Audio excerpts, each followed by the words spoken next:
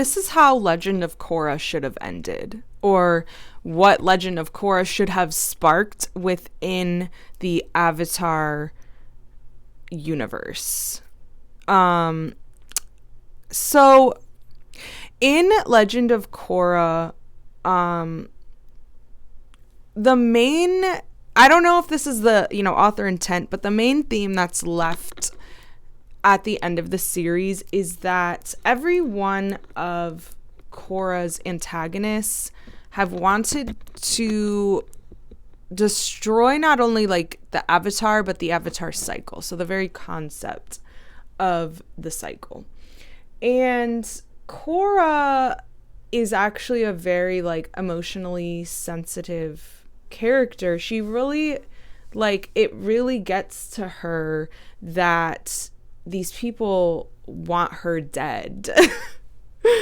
And she feels this like huge weight and burden of like being an Avatar, which she honestly, I feel like in the eyes of the fans, never really fulfilled. Like, it seems like in the zeitgeist, she's not seen as a competent Avatar. And that's funny because like we've seen incompetent Avatars before they do exist, which was the last waterbender. Like, that man didn't do anything. And so,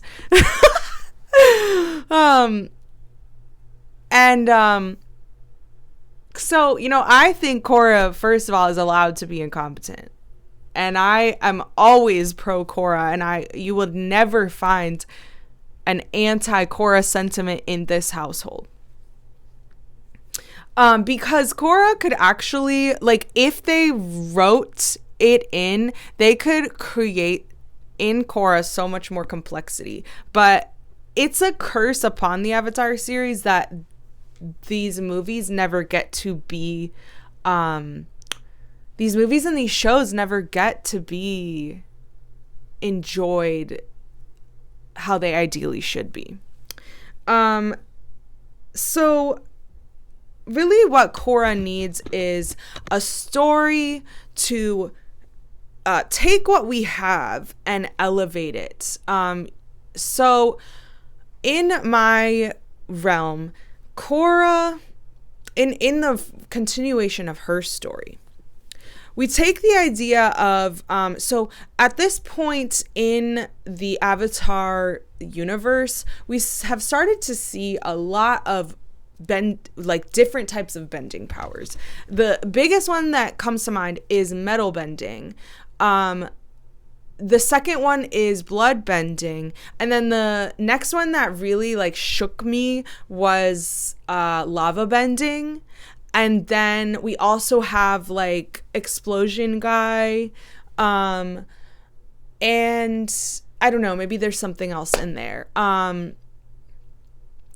But I think with all these powers, for me, it starts to express the changing ideas of what a bender is and the changing world, because in Korra, we're also entering this like industrialized period where, scientific discoveries are being made.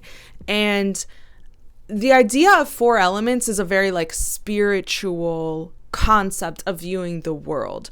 And now we're entering into this moment where like inventors are inventing things and understanding electricity that gives non-benders a semblance of like bending power, like electricity. And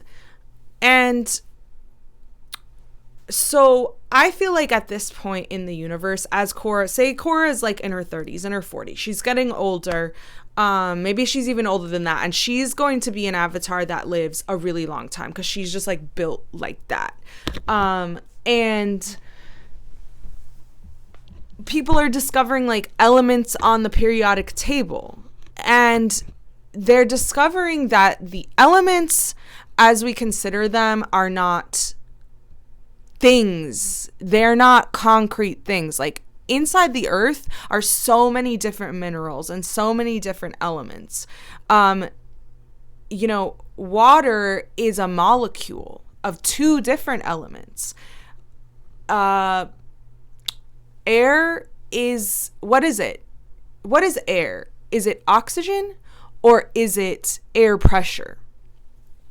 The same thing with fire. Fire isn't a thing, it's energy.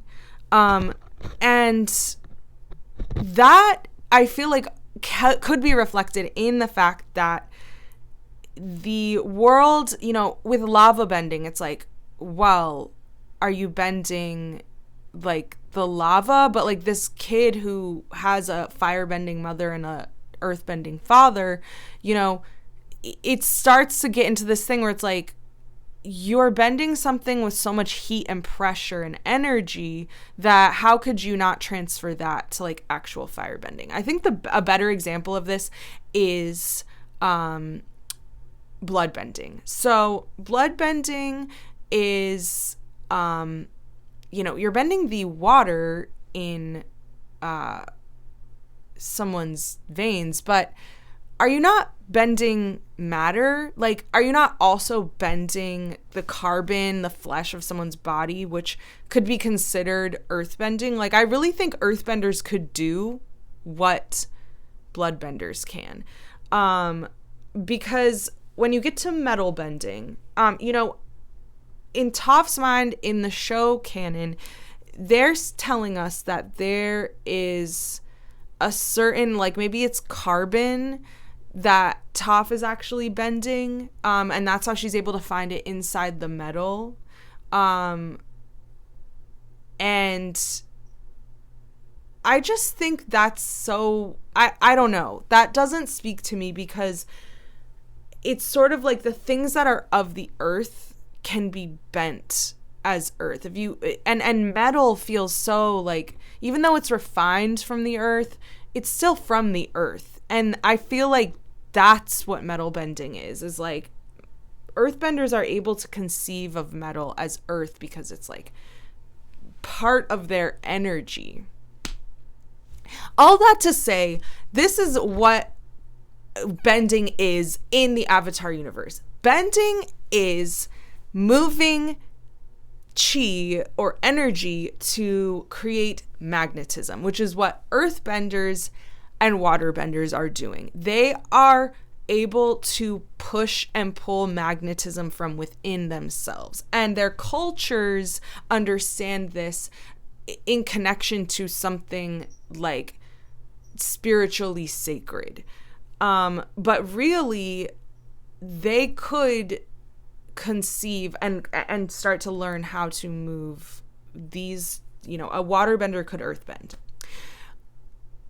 Now, this is, I'm not the science person, so this could be proven wrong. Somebody who understands air pressure could come and be like, you don't know what you're talking about. But I'm going to act like I know what I'm talking about. Airbending is moving air pressure, hot and cold energies. And I think in some kind of like science way, it's like moving air pressure so quickly that you create electricity or heat or fire. What if firebending actually began with that electric spark? What if every firebender actually was a lightning bender? And the people of the world start to understand this because they're studying science, and it breaks down what they think of as bending. All of that to say that it is Korra's path. She destroyed the Avatar cycle. Whatever. Using the canon, even though season 2 is my least favorite, worst written series, we can save all of with this. We can salvage this. Korra destroyed the Avatar cycle, and with that, she realizes that she actually can teach anyone how to be an avatar, how to bend multiple elements at once. This is the dam that Korra must break, is she begins to realize that it actually is her path to destroy the Avatar cycle, but not in the way like, not in this like destructive way that villains are framed, you know, not in this death sort of way, but in this way where she becomes this teacher to anyone who can bend. And in that way, it's also like, then perhaps anyone can learn to become a bender. Because what you're doing is, benders are more connected with like the energy body, you know, that kind of movement comes more natural to them. Pushing the magnetism out of yourself and pulling, you know, matter towards yourself, magnetizing it towards yourself, or being able to predict and that it's the same thing. You're pushing that energy to, you know, water and earthbenders are very grounded. They move the things that they can see. Whereas air and firebenders, they're moving invisible energy to create movement and to create, you know, raw power, electricity. And so Korra becomes this like anti-Avatar. Again, you can rope in. I don't like the whole like, there's someone on YouTube that's like, I don't like this kite. And it's like, yeah, I don't like this kite. It's too on the nose. But you can salvage these on the nose concepts. You know, the spirits represent like the war within Korra and the war within ourselves, like the light and dark. And instead of locking away the darkness, we marry it. We unify it within like light and dark, and we allow them to live in harmony. And so Korra becomes this anti-Avatar, where she now, within her lifetime, is going to choose the next Avatar, the person that she will teach and will be her student, and she will be teacher to see if she can end the Avatar cycle. If she can teach this to someone, she can teach it to anyone.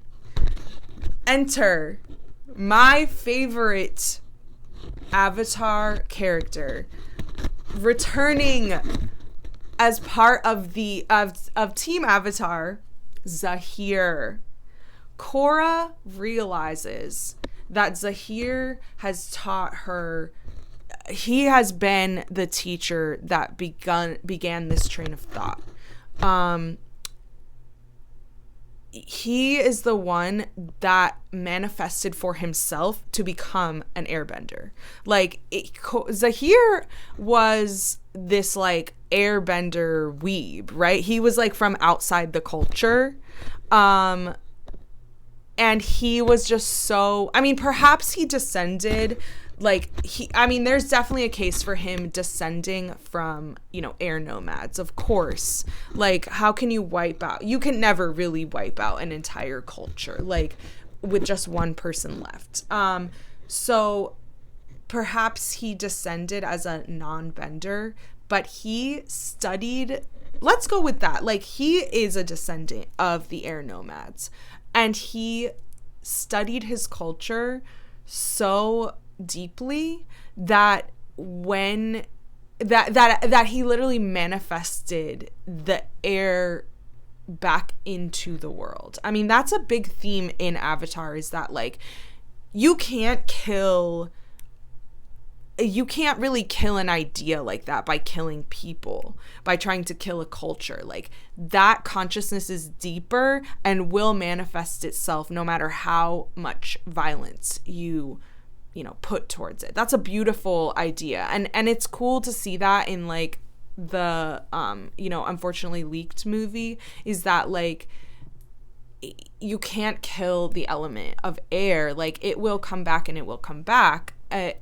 And so anyway, Zahir, he connected so deeply with himself that he unlocked bending powers for himself. You can say like, well, that was Korra that like unlocked it, but like within the path of Zahir's life, like for him, he he manifested it for himself. Like, he adhered so strongly to the culture that it found him, and he became this, like, node for airbending.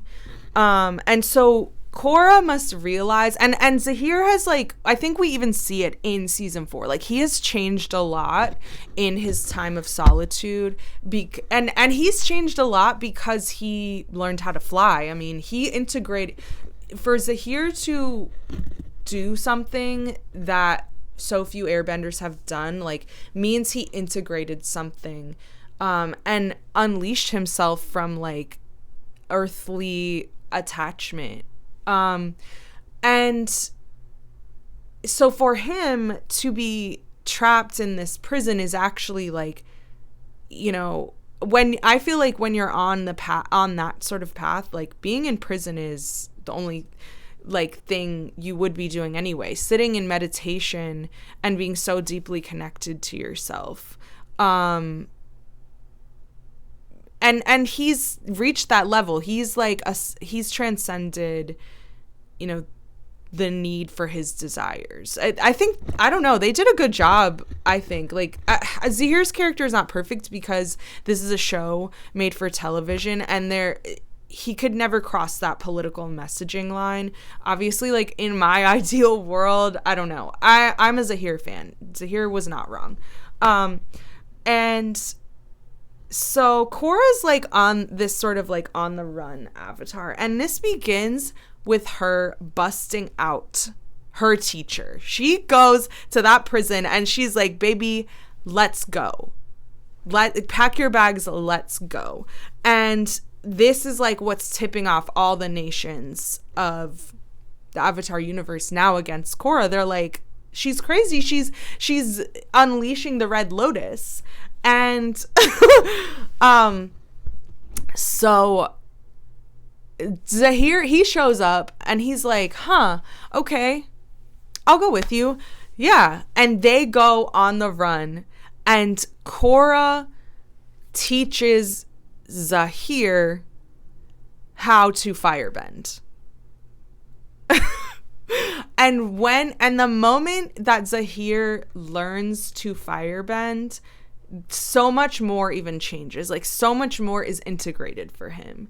Like, it's almost the path that must be taken.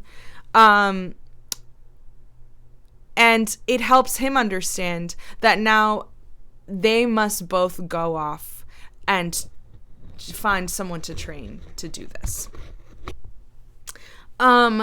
This is where, it's not too late for them to do this, because there is a new Avatar show coming out, and I'm almost like, it better be good. Because I'm so married to this idea, but it's not too late for them.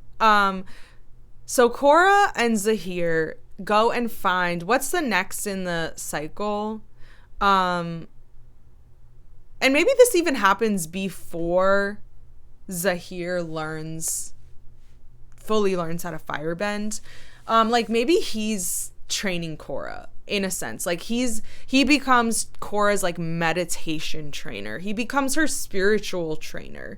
Because I feel that it is important for, it would be so cool for Korra to be like, we were once enemies, and yes, I beat your ass for a good reason. Like, what you did to me is not good, but we've both changed so much that I know that you wouldn't act like that anymore.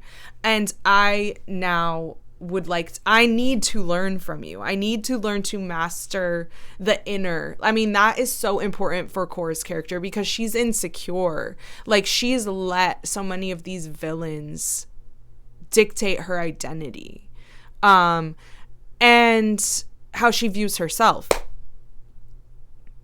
So she allows Zahir to teach her how to sit in meditation, pretty much. And then they go and try to look for the next Avatar cycle, whatever. Is it Earth? Yes. This is perfect. So they find the kid, that they see potential in. The details are less, whatever. They find an earthbender and they attempt to teach them also how to waterbend at the same time. And maybe this could even work because I think in the new Avatar show, it's like a set of twins. So maybe you even have like the twin, you help the twin to learn waterbending. Or like the twins, somehow one learns earth and water and the other one learns fire and air. And it becomes this sort of like meta thing. And then you could have, the earthbending avatar, you're teaching them waterbending. You're trying to teach them how to magnetize. You're not moving earth. You're moving matter.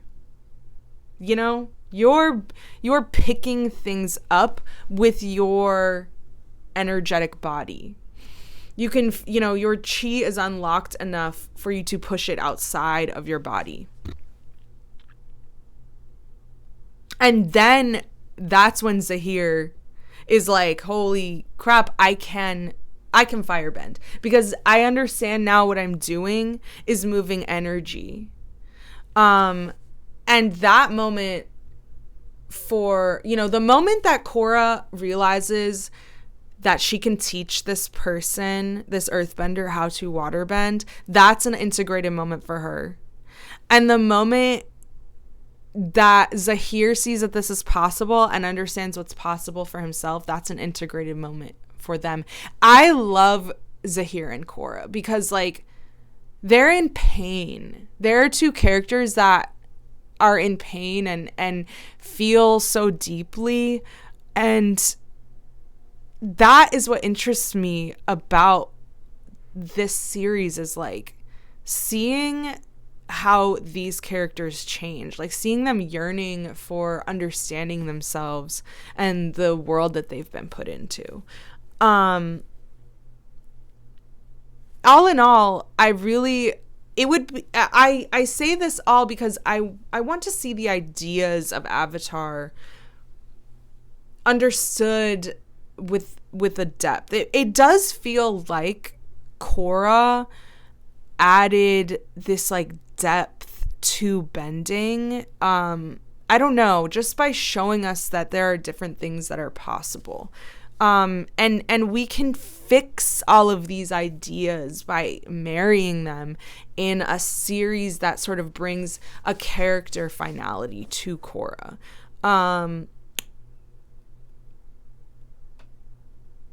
Yeah,